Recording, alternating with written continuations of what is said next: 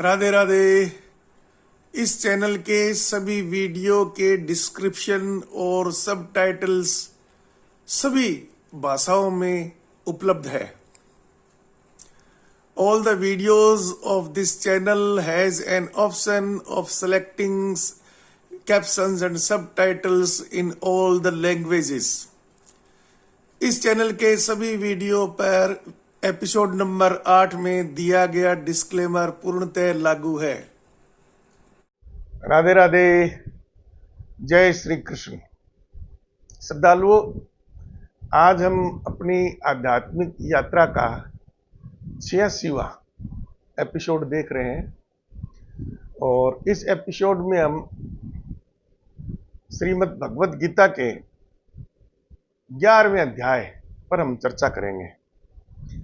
तो इस अध्याय पर चर्चा करने से पूर्व कुछ चीजें आप लोगों के लिए जानना बहुत जरूरी है। नंबर 1, संपूर्ण वैदिक संस्कृति का जो ज्ञान है, वेद इत्यादियों से प्रारंभ करके, वो संपूर्ण ज्ञान गीता में श्री कृष्ण भगवान के मुख से उच्चारित हुआ है और ये ज्ञान है, ये शाश्वत है।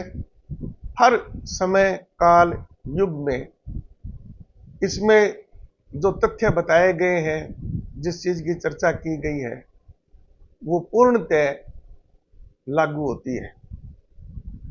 अब कृष्ण भगवान ने द्वापर युग में गीता का ज्ञान दिया था। उस समय को भी गुजरे हुए लगभग 5250 वर्ष हो चुके हैं। अब ये कलयुग चल रहा है। तो देश काल के हिसाब से परिस्थितियां जो परिवर्तित हुई है, आज कलयुग है ये, यानी मशीनी युग है, तकनीक और आधुनिक विज्ञान का युग है। कृष्ण भगवान ने ये जो उपदेश है वो अर्जुन को दिया था। तो हमें ये भी ध्यान रखना है कि कोई भी प्रवक्ता है, कोई भी गुरु है, कोई भी अध्यापक है, तो वो जो ज्ञान है वो उस शिष्य की मानसिक स्थिति यानी उसका मानसिक स्तर को देख कर दिया जाता है। अगर शिष्य पर्याप्त मानसिक स्थिति का नहीं है तो गुरु को अपने ज्ञान को सीमित करके उस शिष्य की मानसिक स्थिति तक पहुंचकर ही उस शिष्य को ज्ञान दिया जा सकता है। तो एक तो हमें ये ध्यान रखना है कि इसमें गीता में कुछ चीजें हैं, उनको सुनकर या उनको समझकर हम भ्रम की स्थिति में ना गिर जाएं।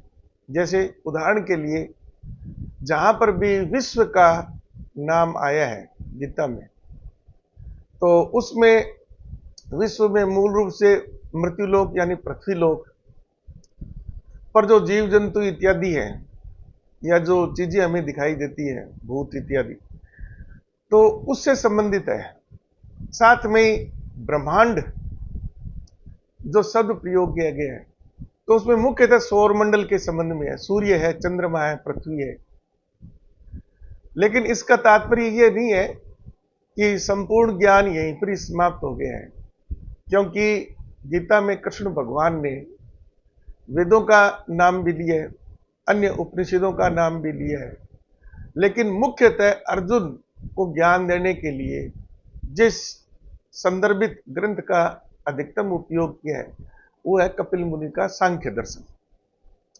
तो प्रकृति यानी जो भी चीज हम देख रहे हैं भूत रूप में, पृथ्वी है, पेड़ पौधे, हम लोग इत्यादि, और ब्रह्मांड, सूर्य, चंद्रमा, ग्रह, नक्षत्र इत्यादि, तो वो सांख्य योग में जो वर्णित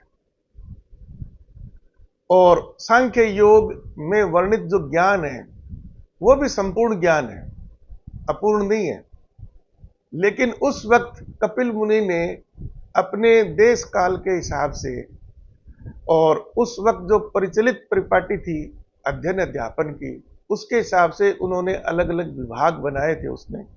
तो प्रकृति और पुरुष दो उन्होंने मुख्य अवधारणाएं उसमें ली थी। फिर प्रकृति को पंचभूतों से निर्मित माना था, और पूरे जो 25 गुणों पर आधारित संपूर्ण, यानी उन्होंने आगे जो सुप्त रूप में जो गुण इत्यादि है जिससे ये संपूर्ण संसार संचालित होता है, तो जो 25 गुणों को उन्होंने सम्मिलित किया था। आज हम कलयुग के युग में हैं। आज हमारा जो अध्ययन अध्यापन का जो तरीका है, उसमें ज्ञान तो संपूर्ण हमेशा ही रहता है।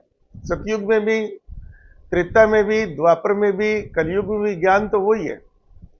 और उस वक्त जो ऋषि मुनि हुआ करते थे, उनकी जगह आज आधुनिक वैज्ञानिक और शोधकर्ताओं ने या तकनीशियों ने ले ली है, तो वो उनके समतुल्य हैं। आज के युग में जिस विज्ञान से हम परिचित हैं, जिस आधुनिक तकनीक से हम परिचित हैं, और कल है तो कल यानी मशीनी, इस मशीनी युग में हमने बहुत प्रकार के मशीनी यंत्रों का आविष्कार किया है। तो उसमें मोबाइल फोन इत्यादि, हवाई जहाज इत्यादि, युद्ध के जो अस्त्र शस्त्र है इत्यादि, ऊर्जा के जो स्रोत है, ऊर्जा के जो रूप हम घरों में उपयोग करते हैं इत्यादि, हमारी सुख सुविधाओं के चीजों के जो रूप है, वो उस युग से बिल्कुल भिन्न है। तो हमें कभी भी ये भ्रम में नहीं रहना चाहिए कि पुरातन युग में ज्ञान विज्ञान अपने उत्कृष्ट स्थिति में नहीं थी। ज्ञान विज्ञान तो सृष्टि के साथ ही उत्पन्न हुआ है, वो तो शाश्वत है, परब्रह्म है ज्ञान विज्ञान। उस वक्त के ऋषि मुनियों ने अपने तरीके से उसकी खोजबीन की थी, उसको लिपिबद्ध किया था, एक उसका सिस्टम बनाया था। और आज के युग में आधुनिक वैज्ञानिकों ने इत्यादि ने अपनी अलग तरह की जो परिभाषाएं हैं, अलग तरह के सूत्र इत्यादि है, गणित इत्यादि का उपयोग किया है। तो ये सभी चीजें उस वक्त भी थी। उस वक्त जो तरीका था वो संस्कृत के श्लोकों में, क्या नाम, छंदों में इत्यादि में, काव्य के रूप में था। आज हम उसका अलग रूप में अध्ययन करते हैं। तो गद्य के रूप में आज हम उपयोग करते हैं, और फिर पारिभाषिक शब्दावलियां भी बन गई है, आधुनिक खोजबीन के उपकरण भी बन गए हैं। पहले मनन, ध्यान, भ्रमण, निरीक्षण इत्यादि मुख्य साधन हुआ करते थे अन्वेषण के, रिसर्च के, विज्ञान की, ज्ञान की खोज के लिए। आज युग परिवर्तन के हिसाब से हम विभिन्न वैज्ञानिक उपकरणों का उपयोग करते हैं, जैसे कि सूक्ष्मदर्शी है, दूरदर्शी है, और भी आधुनिक टेक्नोलॉजी में हम विभिन्न प्रकार के सेंसर्स का उपयोग करते हैं। तो चीजों में भिन्नता नहीं है, केवल उस चीज का अध्ययन करने का तरीका परिवर्तित हुआ है। तो गीता को इसीलिए सारे संसार में सबसे अधिक पढ़ा जाने वाला ग्रंथ है ये। सबसे अधिक भाषाओं में इसका अनुवाद हुआ है, और हर समय देश काल के हिसाब से वैज्ञानिक है, इंटेलेक्चुअल्स है, सामान्य पुरुष है, सभी इसका अध्ययन करते हैं। इसका अर्थ है वो अपनी अपनी परिस्थितियों के हिसाब से इसका निकालते हैं। तो उसी परिस्थितियों के हिसाब से हम क्या है, आधुनिक विज्ञान, जो हमारी वैदिक संस्कृति के जितने भी प्रवक्ता इत्यादि हैं, वो अभी भी क्या है कि उसी परिपाटी से ही चिपके हुए हैं। उन्होंने समय काल के हिसाब से अपने आप को परिवर्तित नहीं किया। आज जो मुख्य ज्ञान का स्रोत है, विज्ञान का जो स्रोत है, वो आधुनिक विज्ञान है। उसकी उन्होंने कुछ परिभाषाएं निर्धारित की हैं, कुछ सीमाएं निर्धारित की हैं। प्रयोगों के द्वारा सत्यापित जो ज्ञान है, जिसको अपन कहीं पर भी पुनरावृत्ति करवा सकते हैं, उसी को ही उन्होंने प्रमाण माना है।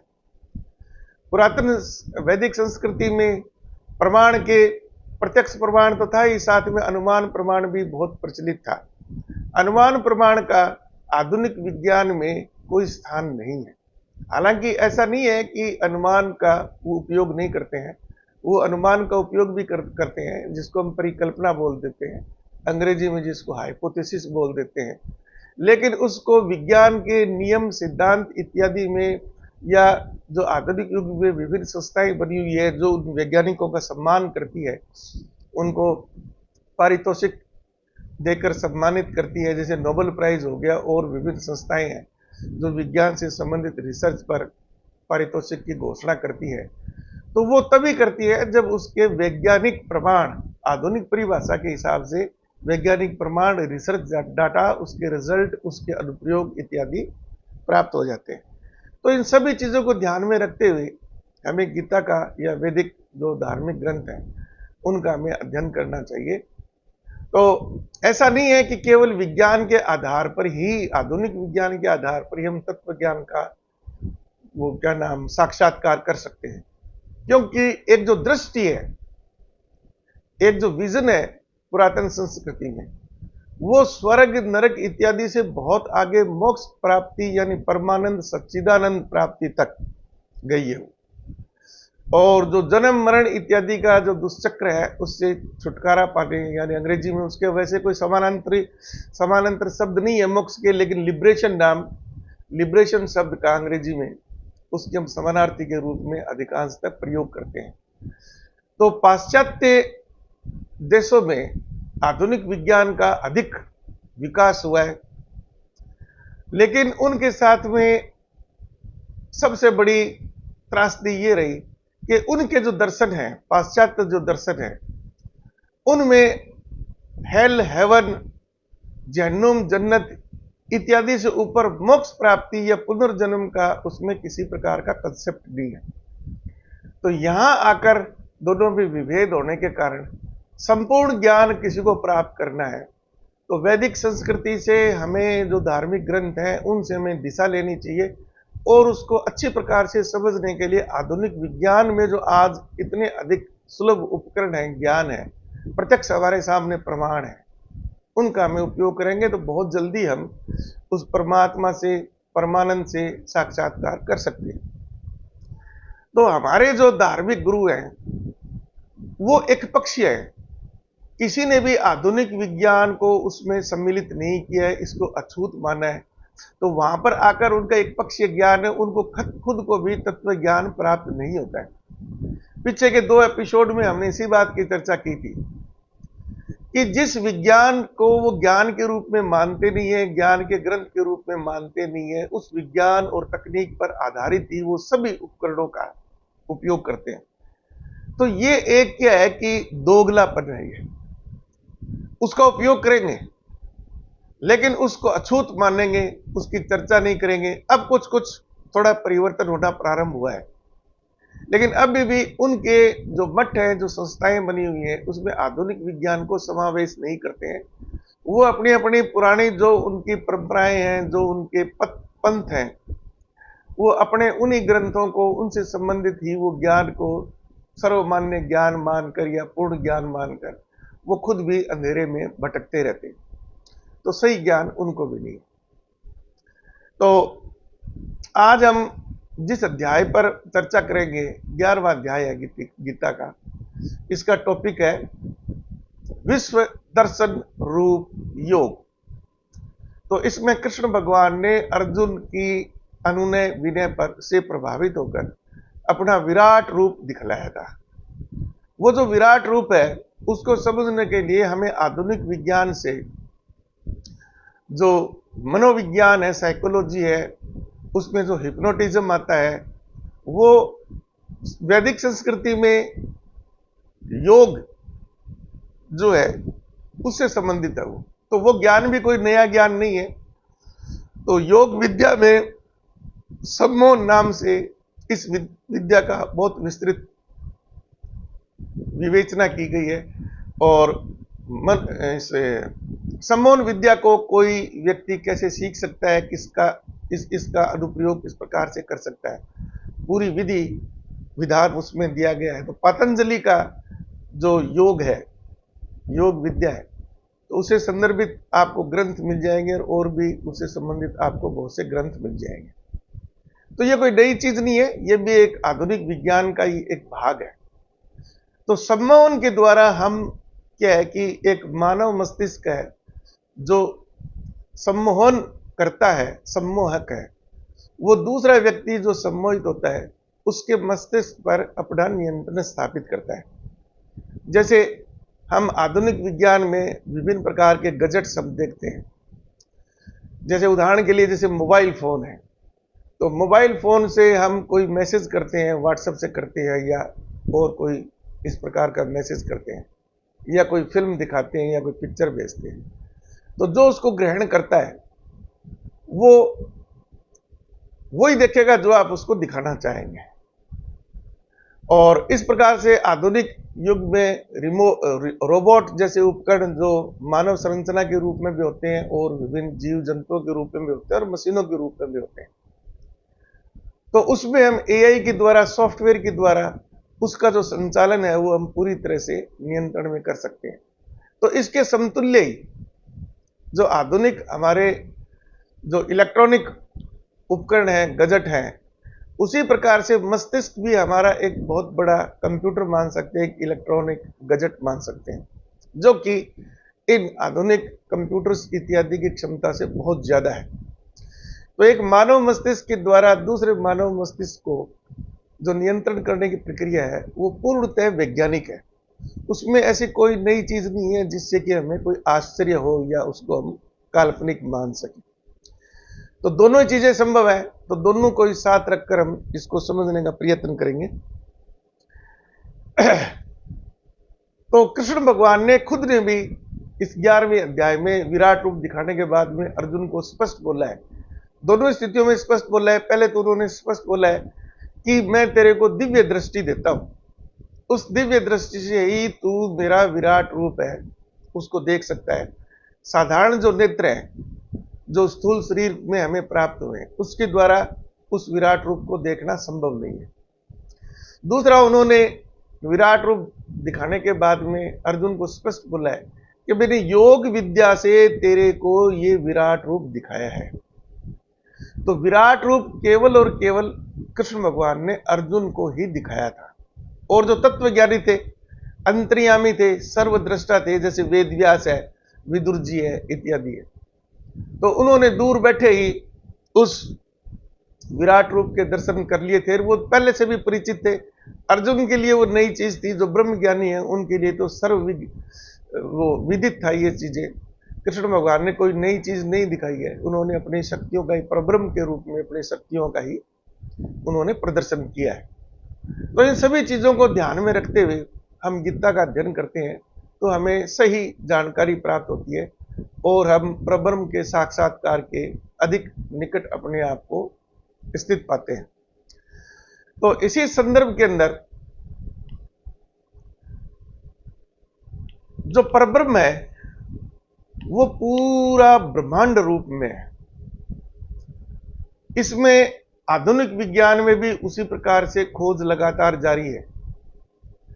आजकल का जो तरीका है उसमें थोड़ा सा क्या है कि वैज्ञानिक इस बात का भी अनुमान लगा रहे हैं कि ये अनंत तक विस्तृत है जो हमारा ब्रह्मांड है। इसमें हमारा सौर मंडल से लेकर हमारी गैलेक्सी, फिर इस प्रकार से अनंत अनंत गैलेक्सीज है, फिर गैलेक्सीज का समूह है। इस प्रकार से तो छोटे रूप में हम एक गैलेक्सियों के समूह को ब्रह्मांड माने तो इसमें असंख्य ब्रह्मांड है, अनंत तक इसका विस्तार है। तो ये चीजें सारे हमारी वैदिक संस्कृति में प्रकट की गई है, लेकिन उनके बताने का तरीका भिन्न प्रकार का था। उससे हम भ्रमित हो जाते हैं, उन शब्दों से हम भ्रमित हो जाते हैं। तो आधुनिक विज्ञान में भी अनुमान का हम उपयोग करते हैं। जैसे जैसे आधुनिक रिसर्च होती जा रही है, इसका विस्तार और अधिक प्राप्त होता जा रहा है। तो आधुनिक विज्ञान की रिसर्च भी उसी दिशा में जा रही है। अंत में ब्रह्मांड है, ये अनंत ही साबित होगा आधुनिक विज्ञान की रिसर्च के द्वारा भी।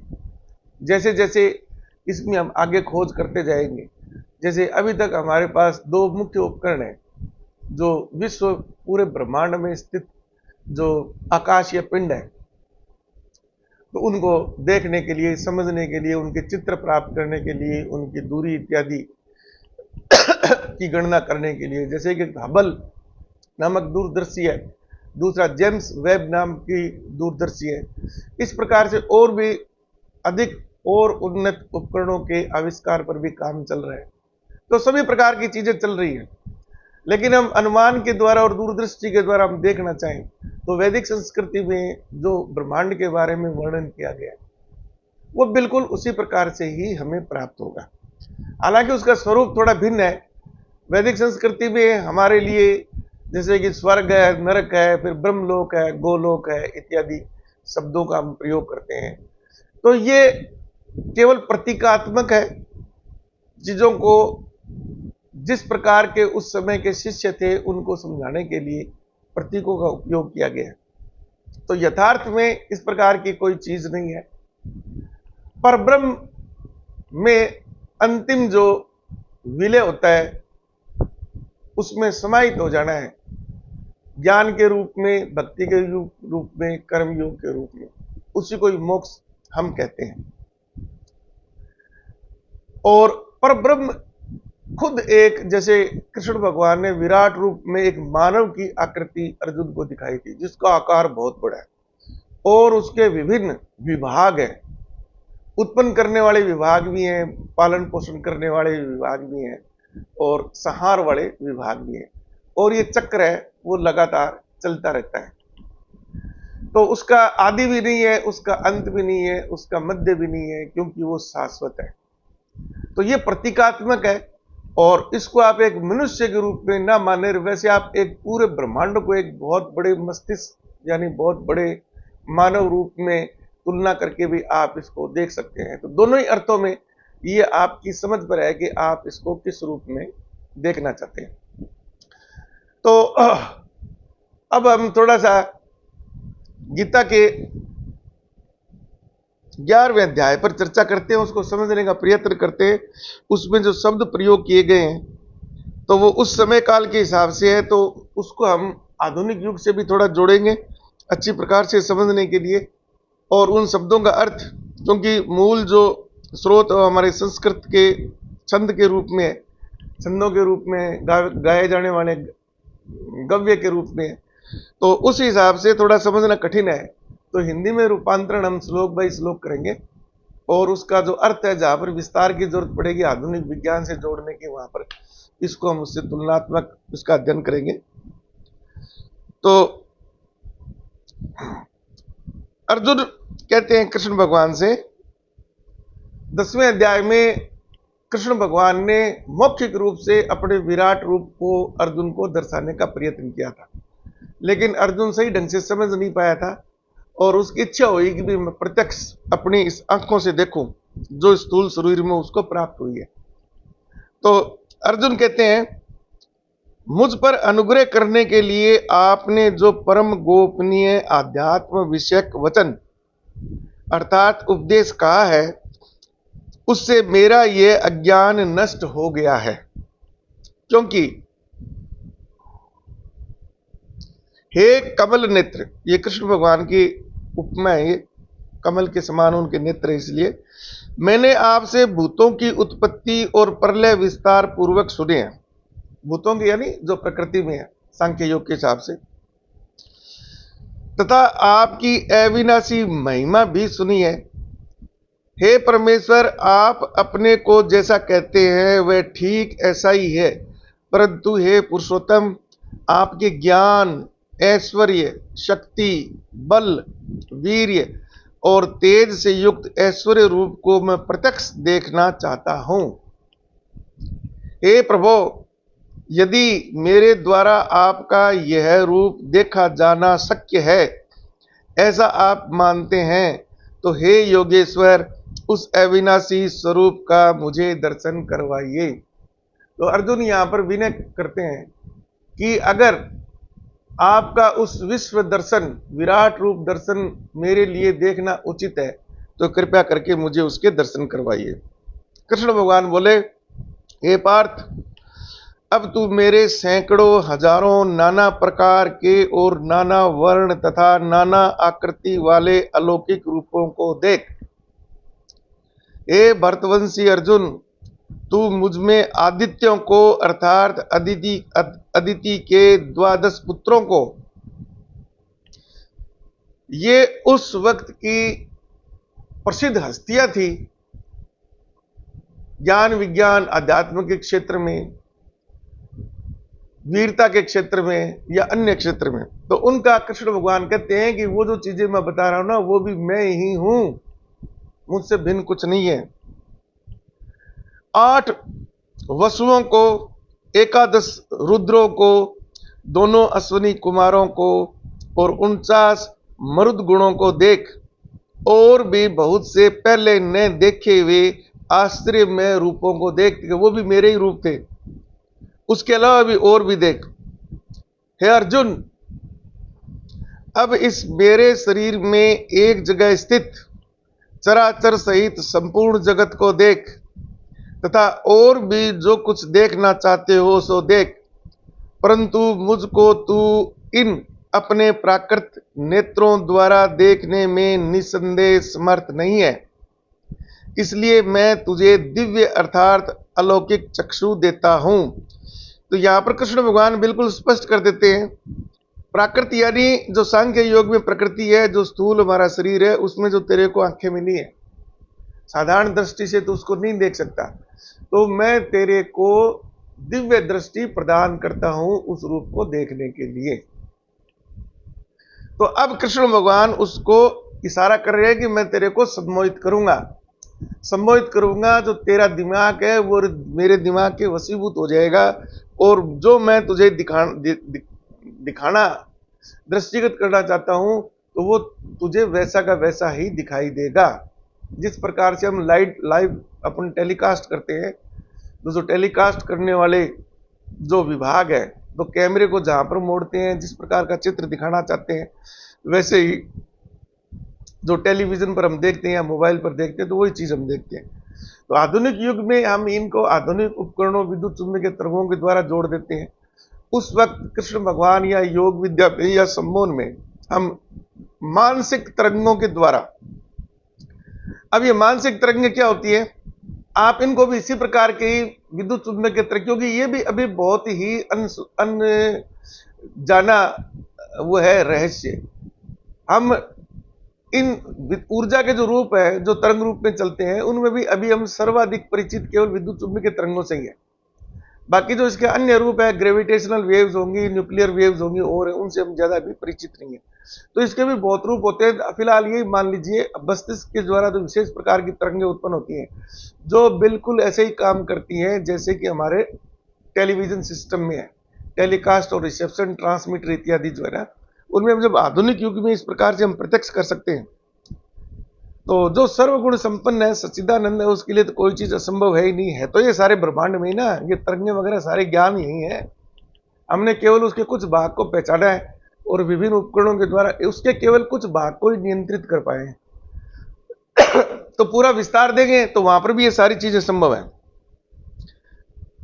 अब संजय धृतराष्ट्र से कहते हैं, हे राजन, महायोगेश्वर और सब पापों के नाश करने वाले भगवान ने इस प्रकार कहकर उसके पश्चात अर्जुन को परम ऐश्वर्य युक्त दिव्य स्वरूप दिखलाया।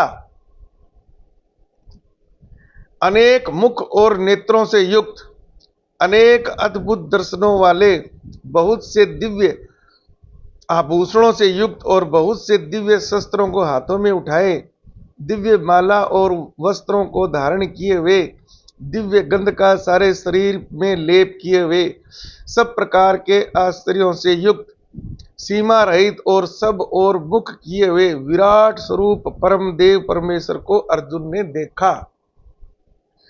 अब यहां पर यह चीज नोट करने वाली है कि संजय को विराट रूप के दर्शन नहीं हो रहे हैं। संजय तो अगले श्लोकों में जो विराट रूप का जो देख तो अर्जुन रहा है, तो अर्जुन जो विराट रूप को देखने के पश्चात उसका जो वर्णन करता है, उसकी जो शंकाएं हैं, उसकी जो समस्याएं हैं, वो कृष्ण भगवान से बोलता है कि मैं क्या क्या देख रहा हूं। तो वो जो चीजें है ना, जो अर्जुन बोल रहे हैं, वो ही चीज संजय धृतराष्ट्र को बता रहे हैं। तो ना ही तो धृतराष्ट्र को विराट रूप के दर्शन हो रहे हैं और ना ही संजय को विराट रूप के दर्शन हो रहे हैं। तो यहां पर हमको अच्छी प्रकार से समझ लेना है, कृष्ण भगवान का विराट रूप प्रत्यक्ष केवल अर्जुन ने देखा, और अपने दिव्य ज्ञान अंतर्यामी होने के कारण वेद व्यास जी और विदुर जी ने देखा था। बाकी किसी को विराट रूप के दर्शन नहीं हुए थे। और कृष्ण भगवान आगे श्लोकों में इस बात को स्पष्ट भी कर देते हैं कि बाकी लोग इसको क्यों नहीं देख सकते और मैं सभी को क्यों नहीं दिखाता, उसका भी कारण कृष्ण भगवान इसमें स्पष्ट करेंगे।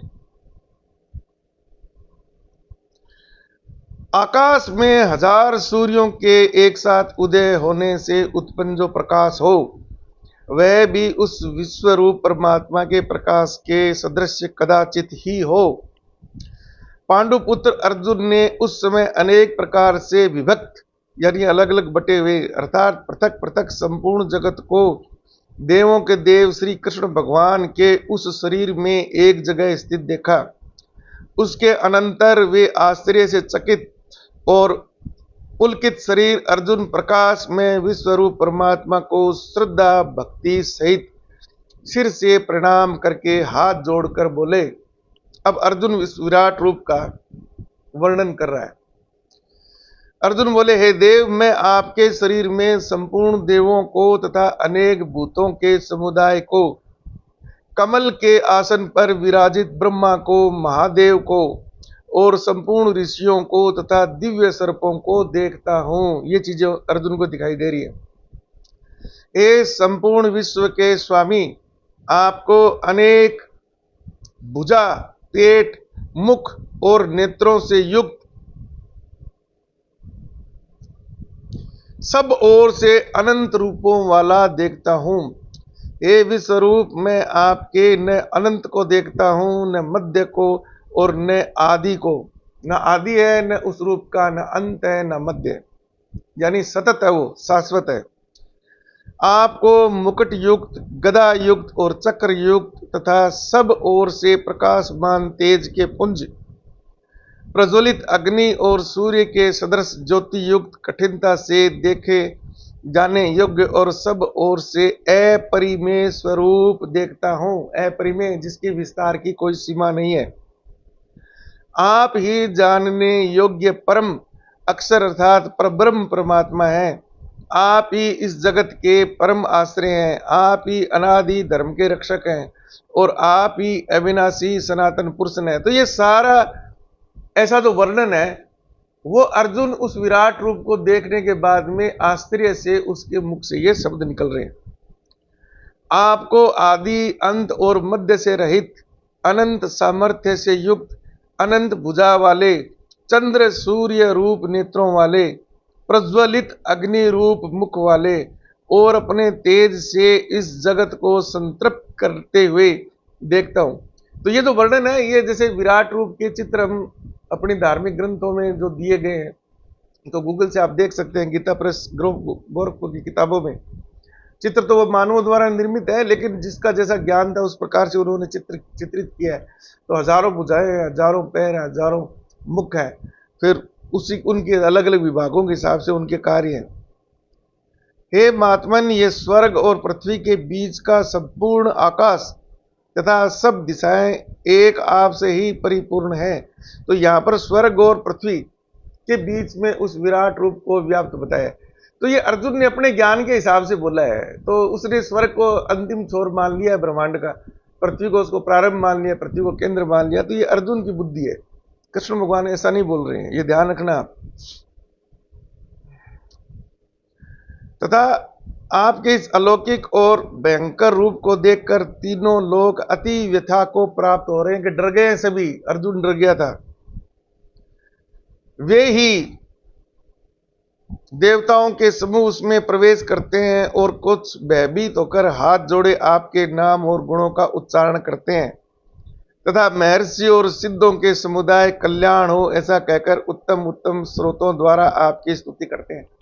तो अर्जुन ने अभी तीन प्रकार की जो मानसिकता वाली लोगों के लिए कह रहे हैं कि कुछ तो भय मुक्त होकर आपकी स्तुति कर रहे हैं, डर गए हैं, कुछ अंतिम यानी नष्ट होने के रूप में आप में प्रवेश कर रहे हैं, और कुछ महर्षि वगैरह जो तत्व ज्ञानी हैं वो आपके इस रूप को देख करके आपकी स्तुति कर रहे हैं, कल्याण हो कहकर उत्तम उत्तम स्रोतों द्वारा आपकी स्तुति करते हैं।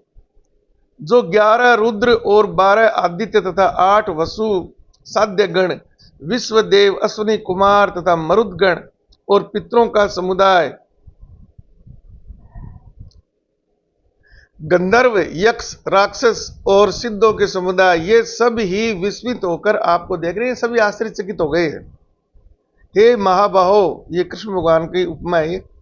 आपके बहुत मुख और नेत्रों वाले बहुत हाथ, जंघा और पैरों वाले बहुत, उदरों वाले बहुत ही दाढ़ों के कारण, दाढ़ जो दांत दाढ़ होती है के कारण अत्यंत विकराल महान रूप को देखकर सब लोग व्याकुल हो रहे हैं, डर गए हैं सभी, तथा मैं भी व्याकुल हो रहा हूं। अर्जुन स्वयं भी घबरा गया था, क्योंकि हे विष्णु, आकाश को स्पर्श करने वाले, देदीप्यमान अनेक वर्णों से युक्त तथा फैलाए हुए मुख और प्रकाशमान विशाल नेत्रों से युक्त आपको देखकर भयभीत अंतःकरण वाला मैं धीरज और शांति नहीं पाता हूं।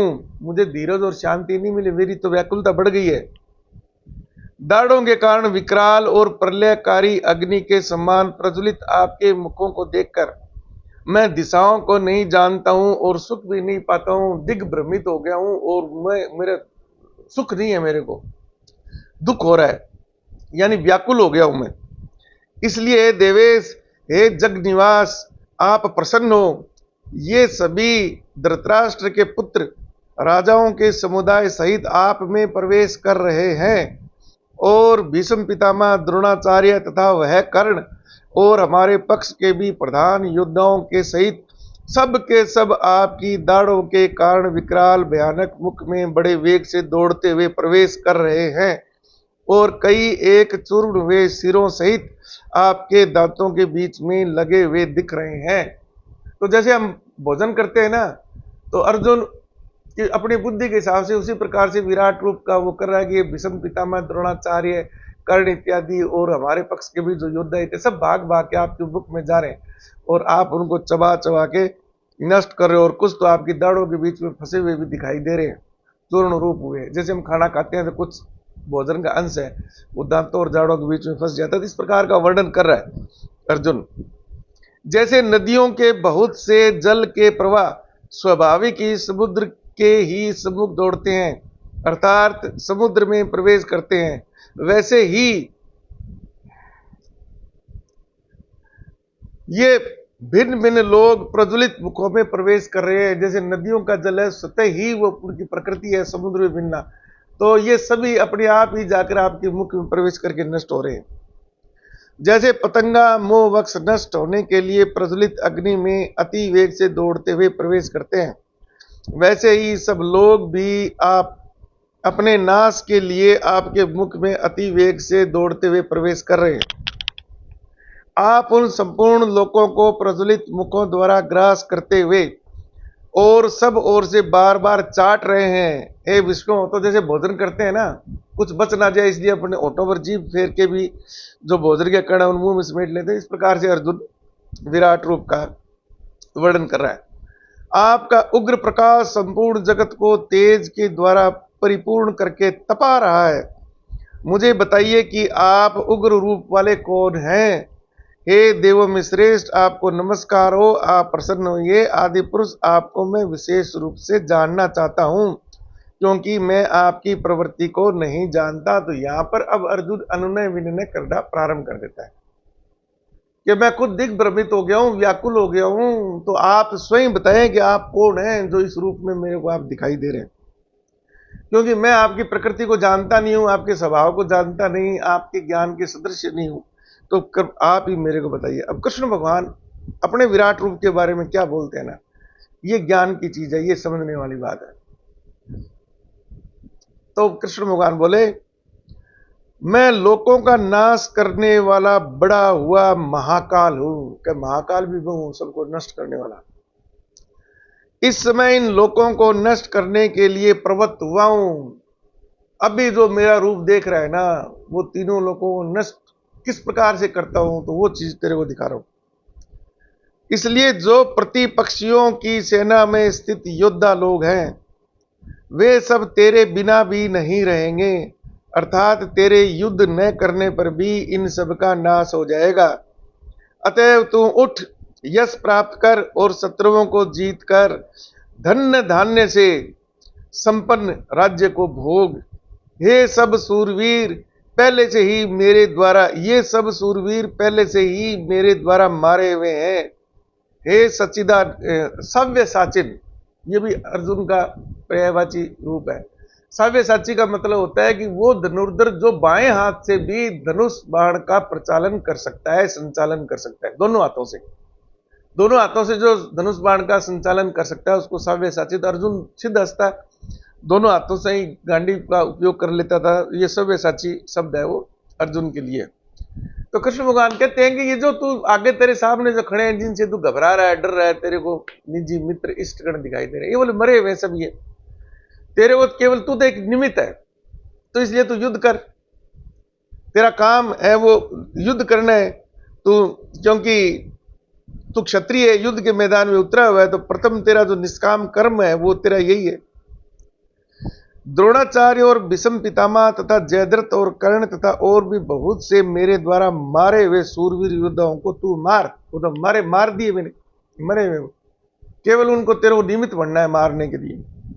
भय मत कर, निसंदेह तू युद्ध में वैरियों को जीतेगा, इसलिए युद्ध कर। संजय बोले, अब संजय धृतराष्ट्र कहते हैं, केशव भगवान के इस वचन को सुनकर मुकुटधारी अर्जुन, अब यहां पर यह देखना है कि विराट रूप संजय को नहीं दिखाई दिया, कृष्ण भगवान ने जो बोला है ना वो चीज उसको सुनाई दी है। युद्ध में वो बाकी सबको देख रहा है, कृष्ण भगवान को भी देख रहा है, अर्जुन को भी देख रहा है, सभी योद्धाओं को भी देख रहा है, कौन? संजय। लेकिन वहां पर कृष्ण भगवान उसको सामान्य मनुष्य की तरह ही दिखाई दे रहे हैं, विराट रूप नहीं दिखाई दिया संजय को। ये ध्यान रखना, मति भ्रमित हो जाती है यहां पर आकर। तो गौर से इसको समझोगे तो सही चीजें सब आपको समझ में आ जाएगी, आगे स्पष्ट हो जाएगा, ये देखना। तो अब ये कहता है कि केशव, यानी कृष्ण भगवान ने जो शब्द बोले हैं ना वो धृतराष्ट्र को बता रहा है। केशव भगवान के इन वचनों को सुनकर मुकुटधारी अर्जुन हाथ जोड़कर कांपता हुआ नमस्कार करके, फिर भी अत्यंत भयभीत होकर प्रणाम करके भगवान श्री कृष्ण के प्रति गदगद वाणी से बोला। अर्जुन बोला, हे अंतर्यामी, यह योग्य ही है कि आपके नाम, गुण और प्रभाव के कीर्तन से जगत अति हर्षित हो रहा है और अनुराग को भी प्राप्त हो रहा है, तथा भयभीत राक्षस लोग दिशाओं में भाग रहे हैं और सब सिद्ध गणों के समुदाय नमस्कार कर रहे हैं। हे महात्मन, ब्रह्मा के भी आदिकर्ता और सबसे बड़े आपके लिए वे कैसे नमस्कार न करें, क्योंकि हे अनंत, हे देवेश, हे जगनिवास, जो सत असत और उनसे परे अक्षर अर्थात सच्चिदानंद ब्रह्म है, वह आप ही हैं। तो अर्जुन ये कहते हैं कि इस रूप को देखकर ब्रह्मा इत्यादि भी आपको नमस्कार क्यों नहीं करें, क्यों? आप तो सच्चिदानंद अनंत है, पर ब्रह्म है, आप आदिदेव और सनातन पुरुष हैं, आप इस जगत के परम आश्रय और जानने वाले तथा जानने योग्य परम धाम है। हे अनंत रूप, आपसे यह सब जगत व्याप्त अर्थात परिपूर्ण है। आप वायु, यमराज, अग्नि, वरुण, चंद्रमा, प्रजा के स्वामी, ब्रह्मा और ब्रह्मा के भी पिता हैं। आपके लिए हजारों बार नमस्कार है, नमस्कार है, नमस्कार है। आपके लिए फिर भी बार बार नमस्कार, नमस्कार। हे अनंत सामर्थ्य वाले, आपके लिए आगे से और पीछे से भी नमस्कार।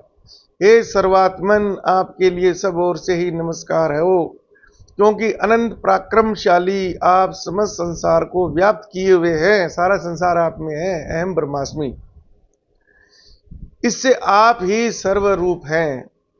आपके इस प्रभाव को न जानते हुए आप मेरे सखा हैं ऐसा मानकर प्रेम से अथवा प्रमाद से भी मैंने हे कृष्ण, हे यादव, हे सखे, इस प्रकार जो कुछ बिना सोचे समझे हठात कहा है। और हे अच्युत्य, आप जो मेरे द्वारा विनोद के लिए विहार, सैया, आसन और भोजन आदि में अकेले अथवा उन सखाओं के सामने भी अपमानित किए गए हैं, वह सब अपराध अप्रमेय स्वरूप अर्थात अचिंत्य प्रभाव वाले आपसे मैं क्षमा करवाता हूं। तो यहां पर अर्जुन को फिर अपनी जो स्थिति है वो महसूस हुई कि तू तो बहुत तुच्छ है। कृष्ण को तूने इस विराट रूप देखने से पहले अपना सखा प्रिय माना, और सखा के रूप में और अपने हम उम्र के रूप में या सहपाठी इत्यादि के रूप में मैंने भूलवश, त्रुटिवश, विनोद के रूप में यानी मजाक के रूप में भी मैंने आपको बहुत बार आहार करते हुए, सैया पर लेटे हुए, विहार करते हुए, आसन करते हुए, भोजन करते हुए मैंने आपको बहुत अपमानित किया है। तो अब क्योंकि आप अपरिमेय स्वरूप अर्थात अचिंत्य प्रभाव वाले ओ इसलिए मैं आपसे क्षमा मांगता हूं, क्षमा करवाता हूं, आपको मेरे को क्षमा करना ही पड़ेगा। आप इस चराचर जगत के, तो अब अर्जुन अपने आप को कृष्ण भगवान के सामने बड़ा तुच्छ मानता है। पहले तो वो ये पता नहीं था भी परब्रह्म, साक्षात परब्रह्म यही है। आप इस चराचर जगत के पिता और सबसे बड़े गुरु एवं अति पूजनीय हैं। हे अनुपम प्रभाव वाले, तीनों लोकों में आपके समान भी दूसरा कोई नहीं है। फिर अधिक तो कैसे हो सकता है कि तीनों लोक में आपके कोई बराबर भी नहीं है, तो ज्यादा तो होने का प्रश्न ही नहीं है। अतएव हे प्रभु, मैं शरीर को भली भांति चरणों में निवेदित कर प्रणाम करके स्तुति करने योग्य आप ईश्वर को प्रसन्न होने के लिए प्रार्थना करता हूं कि अब मेरे पर कृपा कर दो, खुश हो जाओ। हे देव, पिता जैसे पुत्र के, सखा जैसे सखा के, और पति अपनी प्रियतमा पत्नी के अपराध सहन कर लेते हैं। कि ये जो संबंध है, पिता जैसे पुत्र के अपराध क्षमा कर देता है, सखा दूसरे सखा की कोई त्रुटि को माफ कर देता है, पति है वो पत्नी के अपराध या भ्रष्टता को सहन कर लेते हैं, क्षमा कर देते हैं। ऐसे ही आप भी मेरे को तुच्छ मानकर, कुछ भी मानकर आप मेरे को क्षमा करो। वैसे ही आप भी मेरे अपराध को सहन करने योग्य हैं। मैं पहले न देखे हुए आपके इस आश्चर्यमय रूप को देखकर हर्षित हो रहा हूं, और मेरा मन भय से अति व्याकुल भी हो रहा है। दोनों ही चीजें, डर गया हूं मैं बुरी तरीके से, और प्रसन्न भी हुआ हूं कि मैंने आपके सही रूप को पहचान लिया, पहचाना है, जाना है। तो मैं अपने आप को तुच्छ मानते हुए आपसे क्षमा प्रार्थी भी हूं। इसलिए आप उस अपने चतुर्भुज विष्णु रूप को ही मुझे दिखलाइए। हे देवेश, हे जगनिवास, प्रसन्न होइए। मैं वैसे ही आपको मुकुट धारण किए हुए, गदा और चक्र हाथों में लिए हुए देखना चाहता हूं। इसलिए हे विश्वरूप, हे सहस्त्र भाव, आप ही चतुर्भुज रूप में प्रकट होइए। अब अर्जुन कृष्ण भगवान से अनुनय विनय करता है कि भी आपका यह विराट रूप देखकर मैं हर्षित तो हूं, साथ में व्याकुल भी हो गया हूं, मैं भय से ग्रसित हो गया हूं, डर गया हूं मैं। तो मैं अपनी प्राकृतिक स्थिति में वापस नहीं लौट रहा हूं मैं। तो अब आप कृपा करके इस विराट रूप को तो समेट लीजिए, और मेरे लिए जो हर्षित करने वाला रूप है, आपका चतुर्भुज रूप है, वो ही बस अधिकतम पर्याप्त है। उससे आगे मत जाइए, ताकि मैं अपनी प्राकृतिक स्थिति में वापस लौट सकूं। तब वो क्या है कि अर्जुन अब खुद है ना उस हिप्नोटिज्म से बाहर निकलना चाहता है कि बस बस बस समझ गया मैं, बस बहुत हो गया, अब इससे मेरी स्थिति है ना वो बिगड़ रही है, तो कृपया करके आप इस विराट रूप को समेट लीजिए। अब कृष्ण भगवान बोलेंगे जो तेरे को दिखाया है ना, वो किस किस ने देखा है, तेरे को क्यों दिखाया है। श्री भगवान बोले, अर्जुन, अनुग्रह पूर्वक मैंने अपनी योग शक्ति के प्रभाव से यह मेरा परम तेजो में सबका आदि और सीमा रहित विराट रूप तुझको दिखलाया है, जिसे तेरे अतिरिक्त दूसरे किसी ने पहले नहीं देखा है। तो अब यहां पर कृष्ण भगवान अर्जुन को स्पष्ट कर रहे हैं कि तेरे अनुनय विनय के कारण, तेरे भ्रम की स्थिति उत्पन्न होने के कारण ही मैंने इसको दिखाया, मैंने ये रूप किसी और को नहीं दिखाया है। अब विदुर जी और जो व्यास जी हैं, उनकी स्थिति भी यहां पर स्पष्ट हो रही है। वो तो ब्रह्म ज्ञानी है ना, वो तो अंतर्यामी है, वो तो इस रूप को भगवान का वो भी जानते हैं, पहले से ही जानते थे वो। लेकिन मनुष्य रूप में जो अर्जुन, जो साधारण बुद्धि का था, हमारे जैसी बुद्धि का था, कृष्ण भगवान बोलते हैं कि ये मैंने तेरे को ही दिखाया है। बाकी जो ज्ञानी लोग हैं वो तो जानते ही है ना, वो तो ऐसा प्रश्न ही नहीं करते, तेरे जैसे मूर्खतापूर्ण प्रश्न ही नहीं करते वो तो। हे अर्जुन, मनुष्य लोक में इस प्रकार विराट रूप मैं न वेद और यज्ञों के अध्ययन से, न दान से, न क्रियाओं और न उग्र तप से ही तेरे अतिरिक्त दूसरे के द्वारा देखा जा सकता हूं। तो कृष्ण भगवान ये कहते हैं कि भाई तेरे पर ही मैंने कृपा की है, उसका तो कोई भी कारण मान ले, सखा मान ले, कुछ भी मान ले तू, या मेरे शरणागत मान ले, मेरा भक्त मान ले। बाकी अन्य कोई पुरुष है, वो कितना ही वेद पढ़ ले, कितने उपनिषद पढ़ ले, कितना ही दान कर दे, कितना ही तप कर लो, वो मेरे इस रूप को प्राप्त नहीं हो सकते। वो मेरा विष्णु अवतार ही देख सकते हैं अधिकतम। मेरे इस प्रकार के इस विकराल रूप को देखकर तुझको व्याकुलता नहीं होनी चाहिए और मूड भाव भी नहीं होना चाहिए। तू भयभीत और प्रीति युक्त मन वाला होकर उसी मेरे इस शंख चक्र गदा पद्म युक्त चतुर्भुज रूप को फिर देख। तो कृष्ण भगवान बोलते हैं कि तू घबरा मत, विराट रूप को देखकर भयभीत मत हो, ये मैं समेट लेता हूं और तेरी मानसिक और शारीरिक स्थिति पूर्ववत हो, इसलिए अब मैं इसको समेटकर मेरा जो चतुर्भुज रूप है, विष्णु रूप है, वही तेरे को मैं दिखा रहा हूं और तू अब उस व्याकुलता से और भय से मुक्त हो जा। संजय बोले, वासुदेव भगवान ने अर्जुन के प्रति इस प्रकार कहकर फिर वैसे ही अपने चतुर्भुज रूप को दिखलाया और फिर महात्मा श्री कृष्ण ने सौम्य मूर्ति होकर इस भयभीत अर्जुन को धीरज दिया।